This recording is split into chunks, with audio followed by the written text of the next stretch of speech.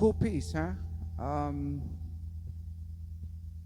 I just when I have the inspiration, I'm inventive and doing what I do um, without it being boring. I hope it's not boring. You just would let me know, right? Um, I'm really enjoying this bass. This is that my 4003 SW and FL for fretless. Um, Exciting things. I just heard back from Bob from Gemini Pickups. Um, he wound my pickups today. He's waiting for a 6 conductor cable for the special bridge pickup. So this is going to have 3 pickups. So the neck pickup and then the route will be put here for the middle pickup. That'll be tied to the volume for the neck and have a push pull to bring that pickup in and out. But the bridge pickup is going to be especially special. All right, keep this in mind. Rickenbacker 4002 bass. So anyway, what's new? Nothing. It's been hot. Um, I have amazingly not had to touch the neck on this bass since all the work was done to it.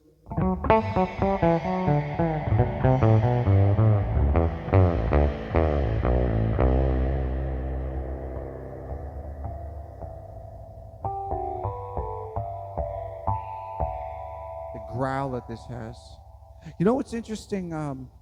When I was a kid, Channel 13, PBS, they had this concert I'll never forget. I just started, and I was just maybe started playing. Yeah, and I saw this guy with long hippie hair playing a Rickenbacker, an FL, a real FL, Maple Glow, and he had this incredible sound. Little to find, realize it was Chris Brubeck. It was Dave Brubeck with his sons, and black tape wound strings, and he was running that neck pickup.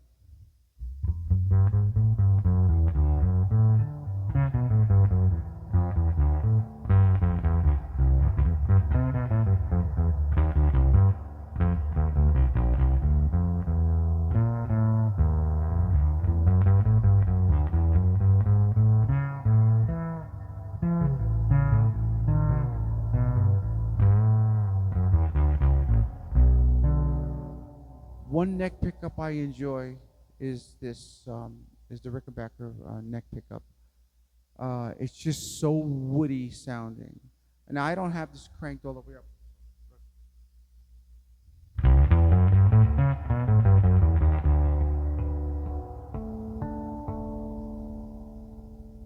I usually bring it around over here.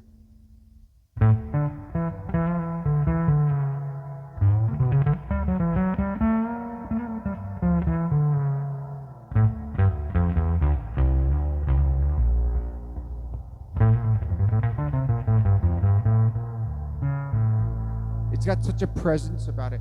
The thing is that when you got that fifth knob, you essentially do is you turn that neck pickup wide open, and that fifth knob is a volume attenuator. It's kind of like having like a master volume. So the pickup would be the gain, and the master volume would be the blend knob. And it actually warms up the pickup a bit too.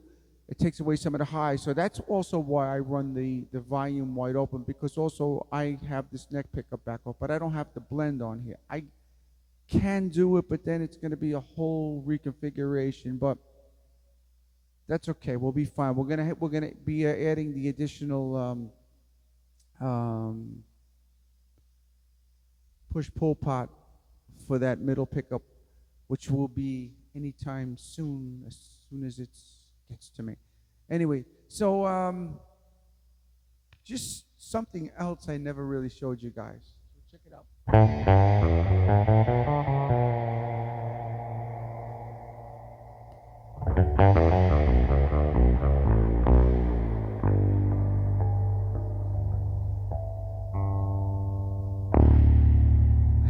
D tuner on this. It's weird because I had this on the EB2, and I worked a lot with Oscar from Hip Shop. And by the way, they don't make this tuner no more. Sadly, because I wanted one for the G string. But nevertheless, anyway, they don't make it no more. But anyway, I just had it laying around, so I decided to put it on. So let's talk about compression, not compression, compression. Compression, wood compression. So when I had this bass built, the neck done on this bass, on all my basses that I have converted fretless, because I don't use the lines, I specified that I want the truss rod to do the least amount of work. So that means you got to build in a flat neck for me. So the neck has to be flat without cranking tension on the truss rod. Well, this has 2 truss rods.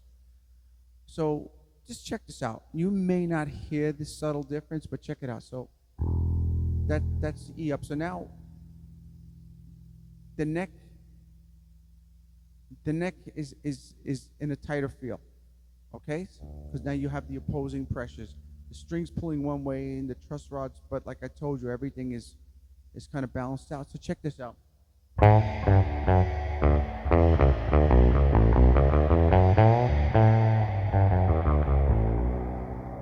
Now I'm going to drop this down.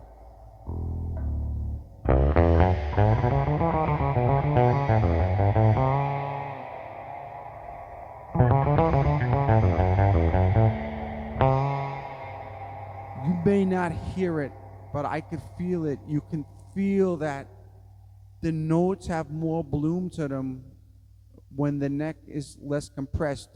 So where are we getting at with all of this? When the wood is compressed, okay, when you have all this compression on the neck, the grains start twisting and turning. Now you got opposing forces. You got, like I said, once again, you got pressure this way and pressure that way. So where's all the energy go?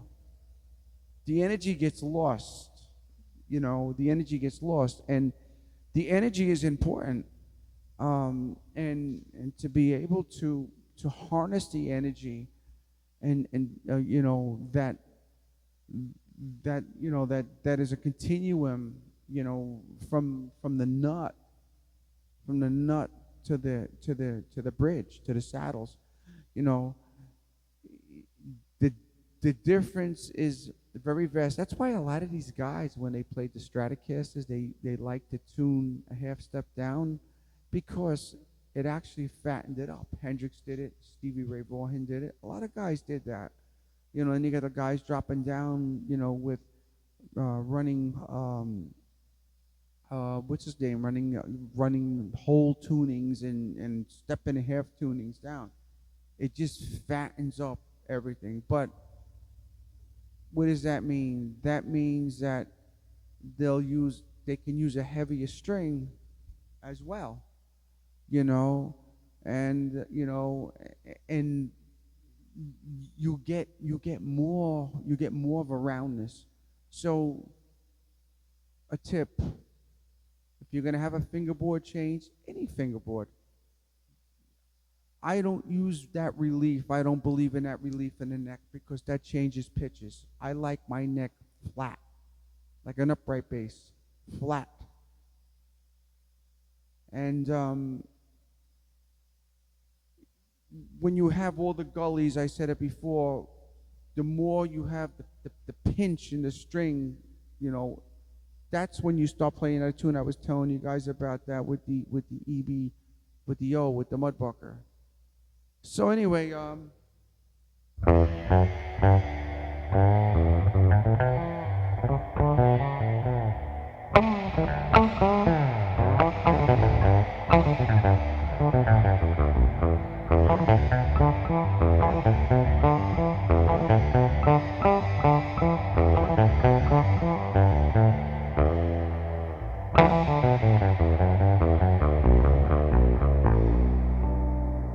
The other thing too is, check it out.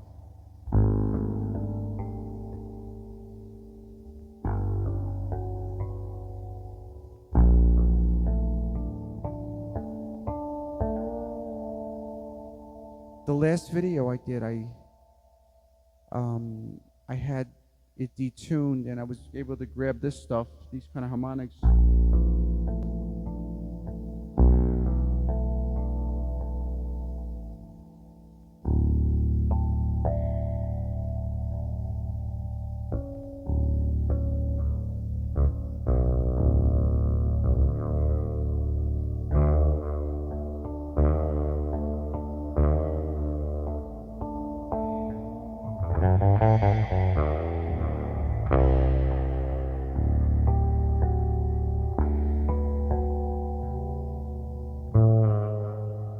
But you got to remember, you got to remember to play when you grab for the E string, you got to remember to play a whole step up. I never forget when I had my first 5-string Rickenbacker bass, and it was a Maple Glow 4003 S5. Why did I get rid of it? Anyway, I was playing in with Direct Approach Band and I'm singing. And I went to get I went to go grab a note on the E string and I hit the low B string. It sounded good, but the thing was that it was like it flustered me out because I was like, oh, I kind of lost my place. But anyway, you got to always remember that so you have to.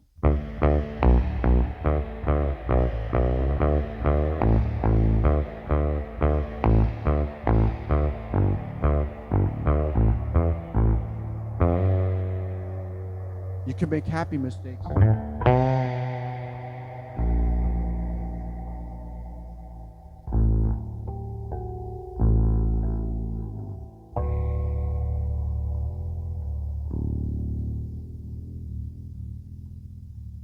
Michael Manring.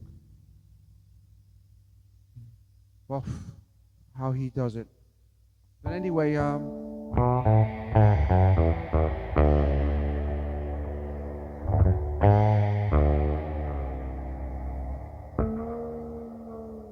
microtones.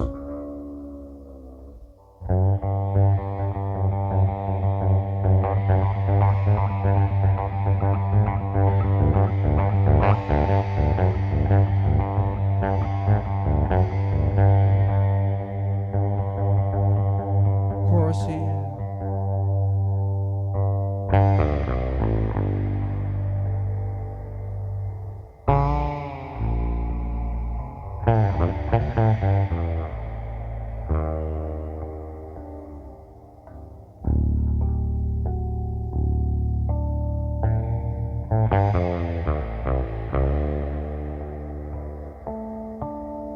So anyway, that's the gist of the night.